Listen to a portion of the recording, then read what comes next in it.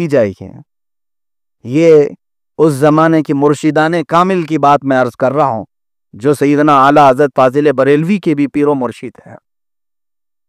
انہوں نے رات میں رکایا اور اپنے خادموں سے کہا کہ جو مولانا صاحب آئے ہیں، یہ مہمان ہیں، ان کو ایک مچھلی کھلانا آج رات میں۔ اور ایک خاص قسم کی مچھلی وہاں ندی میں ملتی جس کی شدت سے پیاس لگتی ہے مچھلی کے بعد۔ کہا مچھلی خوب کھلاؤ، ان کو پانی مت دینا۔ رات کا کھانا ان کو صرف مچھلی دی گئی اور دروازہ بند کر دیا گیا حجرے میں۔ وہ صاحب کہنے لگے پانی کا ایک گلاس تو دو، کھانا کھلا دیا آپ نے۔ کوئی سننے کو تیار نہیں، کوئی خادم قریب نہیں آیا۔ وہ جو خلافت کے طالب آئے ہوئے تھے بیچارے چلاتے رہے، چیختے رہے، اور اس کی پیاس کی شدت ایسی ہوتی ہے کہ روح نکلنے کے قریب نظر آنے لگتی ہے، بہت بے چینی ہوتی ہے، بہت بے چینی۔ اور رات بھر تڑپتے رہے، صبح جب ہوئی تو بے حال پڑے ہوئے تھے۔ حضور سید آل رسول احمدی ماروی رحمت اللہ تعالی علیہ نے دروازہ کھولا۔ کھولتے ہی ان کا جو پارا چڑھا، جو منہ میں آیا سب بکنا شروع کیا۔ یہ ہے آپ کی مہمان نوازی؟ یہ آپ مہمانوں کے ساتھ بدتمیزی کرتے؟ مجھے رات کا کھانا کھلا اور پانی تک نہیں دیا۔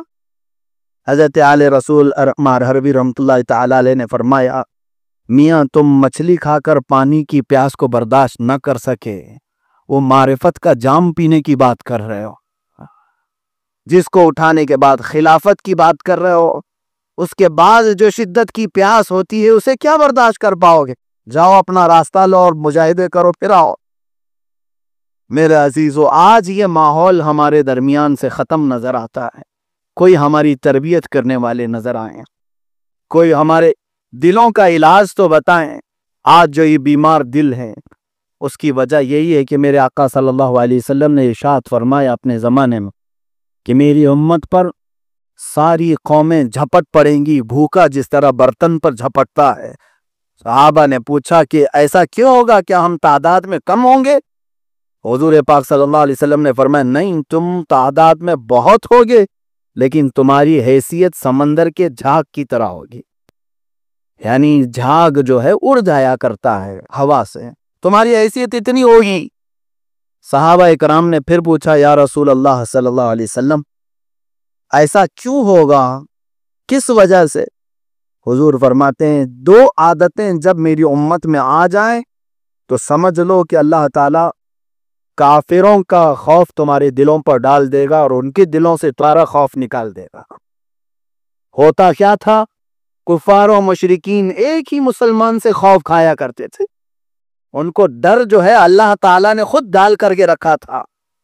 وہ صرف مسلمان قوم سے ڈرا کرتے تھے، اگرچہ ہم طاقت میں کمزور ہوں، بظاہر نہیں وہ ناتواں ہوں، لیکن اللہ تعالیٰ کا نظام ایسا تھا کہ وہ ہمارا رعب ان کے دلوں پر ڈال کر رکھا۔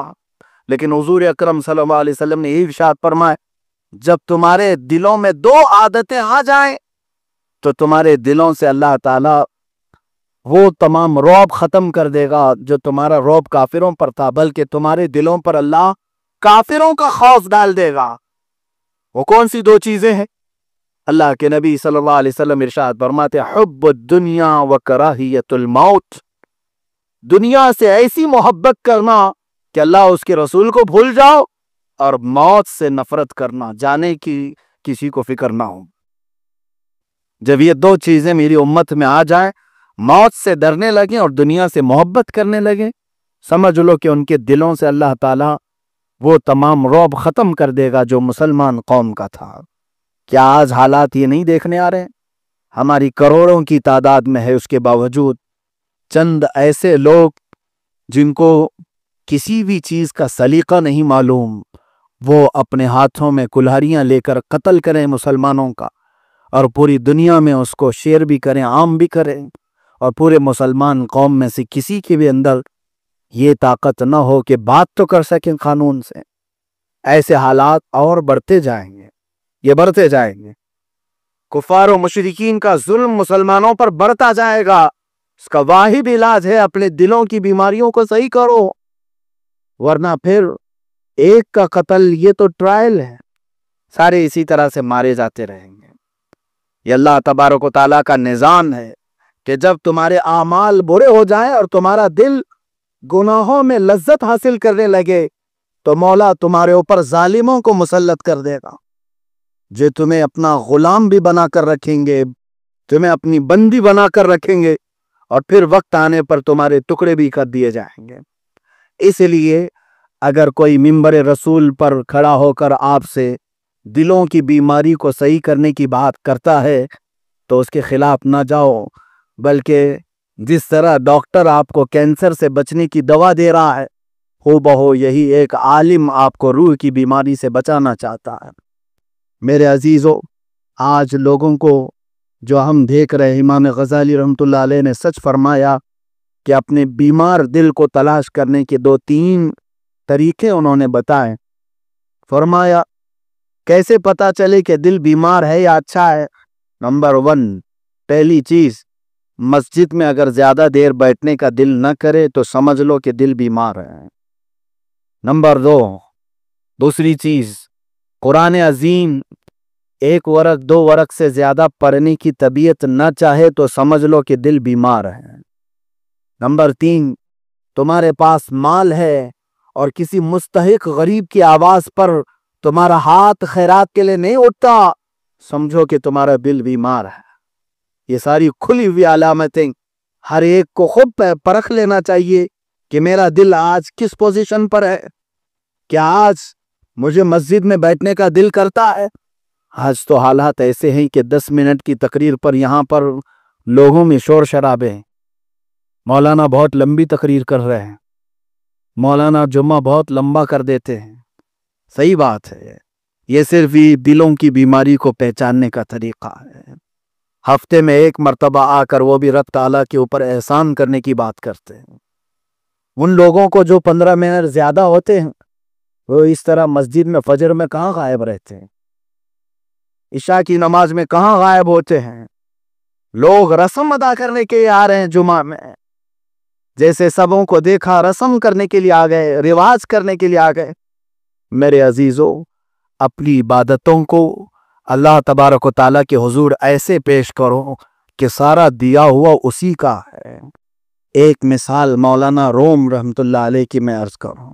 مولانا جلال الدین رومی رحمۃ اللہ علیہ کتنی پیاری حکایتیں نقل فرماتے ہیں۔ ایک دوست کے گھر پر گیا، بہت محبت کرتا تھا، تو دروازہ کھٹکھٹایا، پوچھا کون ہے؟ کہا میں ہوں، آواز سے ہی پہچان لے گا۔ اندر سے دوست نے کہا اگر میں آیا ہے تو دروازہ نہیں کھلے گا، واپس چلا جا، اس لیے کہ میرا دروازہ میں کے لیے کبھی کھلتا نہیں۔ دروازہ نہیں کھولا، وہ واپس چلا گیا، اور اس کے بعد 1 برس تک اپنے دوست کی جدائی کے غم میں روتا رہا۔ پھر آیا، دروازے پر دستک دیا۔ مولانا روم رحمۃ اللہ علیہ لکھتے ہیں اب کی بار اس نے دستک دے کر کے اندر سے آواز سنی، کون ہے؟ تو باہر والے نے کہا بس دروازے پر تو ہی ہے۔ میں نہیں ہوں، تو ہی ہے۔ دروازہ کھل گیا اور کہا جب محبت کرنے والا محبوب سے یہی کہہ دے کہ میں نہیں ہوں تو ہی ہے، اس کے لیے دروازے کھل جایا کرتے ہیں۔ یہاں پر عبادت کرنے آ کر لوگ مولانا روم رحمۃ اللہ علیہ یہی فرماتے ہیں، بندے یہ کہتے ہیں اے مولا میں نے یہ کیا، میں تیری بارگاہ میں 2 رکعت نماز پڑھی، میں تیری بارگاہ میں 100 تسبیحیں کی۔ مولانا روم فرماتے ہیں بندے تیرے لیے دروازہ نہیں کھلتا، یہ کہہ دے مولا تو ہی نے تو سب کرایا ہے، تو نے کرایا، مجھے گھر سے اٹھایا، یہاں تک چلایا، یہاں بٹھایا، سجدے میں جھکایا، تسبیح گنائی، مولا تو ہی نے تو کرایا۔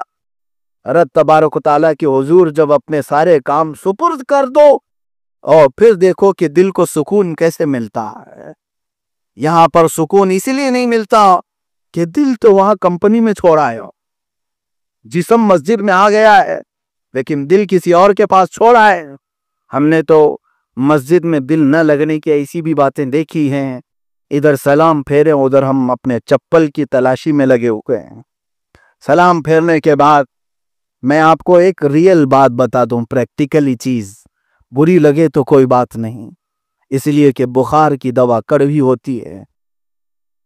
عام طور پر دعا کرنے میں کتنا وقت لگتا ہوگا؟ مختصر سے 2 سے 3 منٹ لگتے ہوں، اور نماز پڑھ کر کے جب ہم بھاگتے ہیں باہر مسجد، باہر ہم کھڑے ہوتے ہیں تھوڑی دیر بات چیت کرتے ہوئے، چائے پان کھاتے ہوئے، لیکن وہی وقت مسجد میں گزارنا اچھا نہیں لگتا۔ 3 منٹ 4 منٹ جو دعا مانگی جاتی اجتماعی طور پر، نہ جانے رب تعالیٰ کے حضور کس کی آمین پسند آ جائے، ہم پسند نہیں کرتے۔ تسبیح ہم پڑھتے ہیں سبحان اللہ و بحمدہ سبحان اللہ العظیم، مختصر سے 11 مرتبہ کی تسبیح میں شاید و باید 1 منٹ لگتا ہو۔ کوئی 1 منٹ یہاں سے اٹھ کر مسجد کے دروازے پر پہنچنے میں لگ جاتا ہے، لیکن اس 1 منٹ کو بھاری سمجھ جاتے ہیں۔ 1 منٹ پہ کوئی بھی ہمارا کام نہیں ہو سکتا۔ یہ بیمار دل کی علامتیں ہیں کہ دل کو قرار نہیں ہوتا، سکون نہیں ہوتا۔ میں اس کو یہ نہیں کہہ رہا ہوں کہ بہت سارے لوگوں کے کام کاج ہیں، کام کاج ضرور ہوں گے، لیکن 1 منٹ میں کوئی بھی بڑا کام ہوتا نہیں۔ یہ صرف ہماری تھنکنگ ہے، ایسی مینٹلٹی بنی ہوئی ہے، دماغی سوچ ہے کہ تھوڑا جلدی چلا جاؤں تو کام ہو جائے۔ ہم نے تو دیکھا ہے جو سب ختم کر کے مسجد سے آ رہے ہوں اور جو پہلے نکلے ہوئے دونوں برابر کے گھر میں پہنچ رہے ہیں۔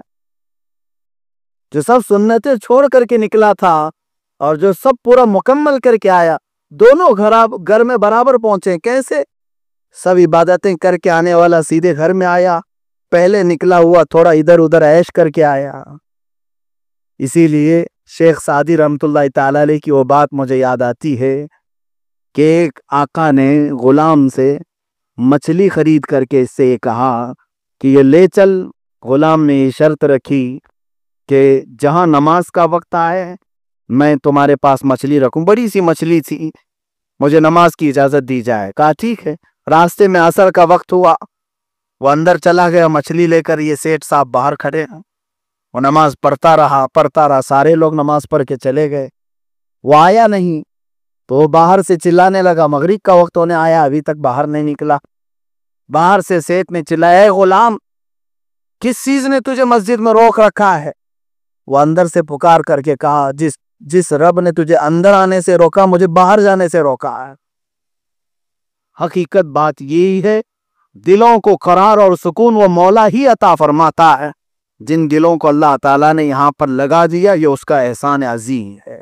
اللہ کے حبیب صلی اللہ علیہ وسلم ارشاد فرماتے ہیں کہ قیامت کے دن جب پورے لوگ بغیر سائے کے ہوں گے سورج کی تپتی ہوئی دھوپ میں، اس میدان میں ان تمام اہل محشر میں 7 قسم کے لوگ ایسے ہوں گے جن کو اللہ تعالیٰ اپنی عرش کا سایہ عطا فرمائے گا۔ 7 قسم کے لوگ کون سے ہیں؟ اس میں سے ایک شخص میں آپ کو بتاؤں، بخاری شریف مسلم شریف میں ہے، رجل تعلق قلبہ بالمساجد۔ حضور فرماتے ہیں ایسا آدمی اللہ تعالیٰ اس کو عرش کا سایہ عطا کرے گا جس کا دل مسجدوں میں لگا رہتا تھا۔ کیسے مسجد میں؟ ظہر پڑا اور نکلا ہے باہر، لیکن خیال یہ ہے کہ عصر میں مجھے لوٹنا ہے، گویا کہ وہ ظہر سے عصر کے بیچ اپنا دل مسجد میں چھوڑ آیا ہے۔ عصر پڑا اور باہر نکلا یہ سوچتے ہوئے کہ مغرب میں مجھے آنا ہے، اس کا جسم تو گیا ہے لیکن دل مسجد میں چھوڑ کر گیا ہے۔ حضور پاک فرماتے ہیں جس کا دل مسجدوں میں لٹکا رہتا ہے اس کو اللہ تعالیٰ عرش کا سایہ عطا فرمائے گا۔ یہاں پر الٹا ہمارے اندر نظر آتا ہے، مسجد میں جسم آ گیا ہے، دل کہیں اور چھوڑا ہے، دل کہیں اور چھوڑا ہے، اس لیے بھاری لگتا ہے۔ بہرحال آپ لوگ برا نہ مانیں، میں بات کو طویل نہیں کروں گا، میں بھی انشاءاللہ وقت کی پابندی کی کوشش کروں گا، جو لمبا پن آپ کو لگتا ہے میں کم کرنے کی کوشش کروں گا تاکہ کسی کو احساس نہ ہو۔ بعض لوگوں کی تکلیفیں بعض لوگوں کے لیے نقصان دہ نہ ہوں، میں محض اس لیے آپ کے سامنے 2-4 جملے زیادہ عرض کر لیا کرتا کہ ہفتے میں 1 مرتبہ تو یہ مسلمانوں کا اجتماع ہوتا ہے، بغیر بلائے بغیر اعلان کیے اتنا بڑا مجمع پاکیزگی اور طہارت کے ساتھ آیا ہوتا ہے، اور حضور پاک کا ایک مشن لے کر میں یہاں کھڑا ہوتا، محض 10 منٹ زیادہ آپ کے اس لیے لیتا کہ 1 ہفتے تک دل گرم تو رہے، دل کے اندر جو باتیں حدیث پاک اور قرآن کی سنیں گے 1 ہفتے کے اندر اس کے اندر گرمی تو برقرار رہے گی، لیکن اس کو بھی اگر نفس امارہ برداشت نہیں کرتا تو یہ اس کی بیماری ہے، میرا مسئلہ نہیں ہے۔ لوگوں کو اپنا علاج کرانے کی ضرورت ہے۔ خیر، دوسری بات امام غزالی رحمۃ اللہ تعالی علیہ نے جو لکھی ہے کہ جس کا دل قرآن عظیم کی تلاوت پر نہ لگے اسے بھی اپنے دل کے علاج کی ضرورت ہے۔ ہوتا یہی ہے، ہم گھنٹوں دوسرے پیپر چاٹ ڈالتے ہیں، نیوز پیپر پڑھنے کی کچھ لوگوں کو بیماری۔ اخبار کا مطلب میں آپ کو بتا دوں، عربی میں خبر کسے کہتے ہیں؟ ما يحتمل الصدق والکذب، اس کی ڈیفینیشن میں بتا رہا ہوں۔ خبر عربی میں اس کو کہتے ہیں جو جھوٹی بھی ہو سکتی ہے، سچی بھی ہو سکتی ہے۔ خبر کا مطلب ہے جھوٹی بھی ہو سکتی ہے، سچی بھی ہو سکتی ہے، دونوں بھی خبر ہے۔ لیکن قرآن عظیم کی ڈیفینیشن یہ ہے جو ہر بات وحی الہی ہے، سچی ہی ہو سکتی ہے۔ ہمارا دل اور ہماری طبیعت جھوٹ اور سچ کو ملا کے پڑھنا چاہتا ہے، لیکن رب تعالیٰ کی بھیجی ہوئی اخبار اسے تلاوت کرنے کا من کیوں نہیں کرتا؟ نیوز دیکھنے میں ہمارے گھنٹے چلے جائیں، فلم اور سیریل میں کئی گھنٹے برباد ہو جائیں، یہ ساری چیزیں ہمارا دل برداشت کرتا ہے۔ کیوں؟ بیمار ہے اور اس کو ان تمام چیزوں سے لذت ہے۔ اور جیسے ہی اس کو، آپ کو اگر یہ مثال دیکھنی ہے تو جس کو جن لگاؤ، سرکش جن، اس کے ذریعے سے ٹرائل کر سکتے ہیں۔ جنات کچھ لوگوں پر سوار ہوتے ہیں، پریشان کرتے ہیں، شیاطین، جنات میں شیاطین ہیں، اور دو قسم کے ہیں، کچھ اچھے اور کچھ برے جنات کی قسمیں ہیں۔ تو جو برے سرکش جنات کسی کو پریشان کرنے کے لیے حاوی ہوتے ہیں، ان کے پاس نہ قرآن کی تلاوت انہیں اچھی لگے، نہ مزارات کی خوشبو پسند آئے، نہ مسجد کی طرف آنا چاہیں، کوئی بھی پاکیزہ چیز ان کے قریب لے جاؤ وہ اچھلنے لگ جاتی، اس کی طبیعت بے قرار ہو جاتی ہے۔ یہی بات ہمارا دل بھی شیطانی جنات کے اثر میں آ چکا ہے کہ ہمیں اچھی چیزیں جب بھی قریب کی جائیں یہ بالکل ایسا ہو جاتا، اچھلنے لگ جاتا، اس کے خلاف بڑبڑانے لگ جاتا ہے۔ میرے عزیزو، اگر اسی طرح سے ہم اسے چھوڑے رکھے تو وہی انجام ہوگا جو اللہ کے نبی صلی اللہ علیہ وسلم نے فرمایا، تم سب مارے جاؤ گے، قتل کیے جاؤ۔ اور اس بیمار دل کا علاج صرف قرآن عظیم میں ہے، اللہ تعالیٰ کے ذکر میں ہے۔ ام المومنین عائشہ صدیقہ رضی اللہ تعالیٰ عنہ نے حضور اکرم صلی اللہ علیہ وسلم سے پوچھا کہ حضور، جب دل سخت ہو جائے، کالا ہو جائے تو اس کا علاج کیا ہے؟ اللہ کے نبی صلی اللہ علیہ وسلم نے ارشاد فرمایا، اے عائشہ، جو کثرت سے قرآن پڑھے گا اس کا دل نرم ہو جائے گا، اس کے اوپر کے جو میل ہیں وہ دھلتے چلے جائیں گے۔ دوسرا علاج فرمایا، اللہ کے ذکر کی ضرب ایسی لگاؤ کہ اس کا میل چھٹتا چلا جائے گا۔ حضرت آل رسول ماراروی رحمۃ اللہ تعالی علیہ کے پاس ایک شخص آیا اور کہا کہ حضور، مجھے نماز میں کبھی دل نہیں لگتا، آپ کہتے ہیں ایسے نماز پڑھو جیسے اللہ کو دیکھ رہے ہیں۔ یہاں تک کہ اسے آپ نے ایک وظیفہ بتایا، صرف اللہ اللہ اللہ کہتے رہو، دوسرا کوئی جملہ تمہاری زبان پہ نہیں آنا چاہیے۔ پہلے دن 1 گھنٹہ، دوسرے دن 2 گھنٹے، تیسرے دن 3 گھنٹے بڑھاتے جاؤ اس ذکر کو، بڑھاتا رہا یہاں تک کہ اب اس کی حالت ایسی ہوئی کہ کوئی بھی بات چیت کرنے آئے، کوئی بھی بات اس سے نہیں نکلے، اللہ اللہ اللہ اللہ۔ زبان ایسی عادی ہو گئی، نہ اس سے کوئی خیریت پوچھے، نہ کوئی اسے سلام کرے، کوئی بھی کام اس سے کوئی کر نہیں پاتا، وہ صرف اللہ اللہ کہتا رہا۔ یہاں تک کہ محض 1-2 مہینے گزرے ہوں گے اس ذکر کی عادت کے بعد، اسے کچھ ڈاکوؤں نے گھیر لیا کسی راستے میں اور اس بندے کا قتل کیا۔ تاریخ میں لکھا گیا ہے اس کے خون کے قطرے زمین پر جتنے گرے، ہر قطرے سے اللہ لکھا ہوا ہے۔ خون پورا، ذرات میں رب ذوالجلال کی تجلیاں داخل ہو جاتی ہیں۔ دل کیا چیز ہے؟ دل تو سمر ہی جائے گا جب خون کے قطرات میں رب ذوالجلال کی تجلیاں شامل ہو سکتی ہیں۔ ہم نے اپنے زندگی میں گولیاں لینے نہیں بھولتے ہیں، بلڈ پریشر کے، شوگر کی گولیاں برابر ٹائم سے ہم لیتے ہیں، اس لیے کہ جسم بیمار کو صحیح کرنے کے لیے یہی دوا ہے۔ روحانی بیماریوں کے علاج کے لیے بھی اپنے دن کا 1-آدھا گھنٹہ مخصوص کر لیتے کہ میرا یہ وقت رب ذوالجلال کے ذکر میں گزرے ہیں، تاکہ میری زبان غلاظتوں سے آزاد ہو جائے اور میرا دل جو عیاشیوں کی خواہش کرتا ہے مولا اسے اپنے ذکر کی بدولت آزاد کر دے گا۔ یقیناً آزاد ہو جاتا کہیں نہ کہیں ہم خود اپنے طور پر کوشش نہیں کرنا چاہتے۔ اب انتظار مت کرو کہ غوث اعظم شیخ عبد القادر جیلانی رضی اللہ تعالیٰ عنہ جیسا کوئی آ جائے۔ اب انتظار نہیں ہو پائے گا کہ سرکار غریب النواز خواجہ معین الدین حسن چشتی جیسا کوئی آ جائے، محبوب الہی جیسا کوئی آئے، اس لیے کہ جو گزر گئے ان کی جگہ کوئی نہیں لے سکتا قیامت تک۔ اب ہمارا زمانہ قیامت سے بہت قریب آتا جا رہا ہے۔ اللہ کے نبی صلی اللہ علیہ وسلم نے ایک مرتبہ یوں ارشاد فرمایا، تسبیح اگر ٹوٹ جائے تو اس کے دانے زمین پر کیسے گرتے ہیں؟ حضور فرماتے ہیں اخیر زمانے میں میں اپنی امت پر دیکھ رہا ہوں کہ فتنے ان کے گھروں سے ایسے نکلیں گے جیسے تسبیح کے دانے ٹوٹ کر گر جاتے ہیں، اس طرح فتنے نکلیں گے۔ ہر دن نیا فتنہ، ہر دن نیا اختلاف، ہر دن نیا مسئلہ۔